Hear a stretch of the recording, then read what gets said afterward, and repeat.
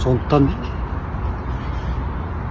праваны сатып алу деген мәселені тоқтатып оқиық деген бір өзінше ойлауы мүмкін да, мынау деген автошколасына шақырып жаңағы адам жоқ дейді. Адам жетеді, ақылы бар адамдар. Бірақ енді былай процентный соотношение дейміз ғой, алатын болсақ 20% оқиды, 80% оқысы келмейді ғой.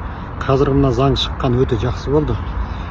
Бәрі сатып аламын деп қазір барады автоцонға.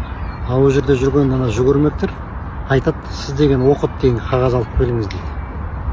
Осы жасай алмаймыз дейді да. Солай ғой, и одан кейін олар іздеп кетеді автошколды. Қай жер арзан? Анаған звондайды 170 мың, мынаған звондайды 220 мың. Ойбай деп бәріне қалады. Айналайындар, машина сатып аласыңдар сендер 120 мың теңгеге сатып алмайсыңдар ғой. 12 миллионға сатып аласыңдар, солай ма?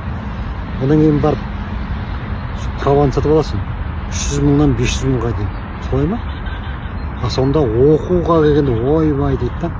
Енді мен мысалы альтернатива ретінде айтамыз.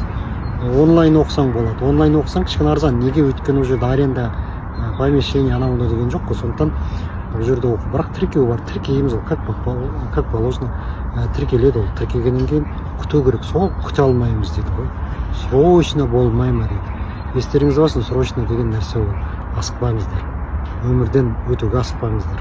Сондықтан уақытылы оқып, заңды түрде праваны алып, содан кейін оқыңыздар.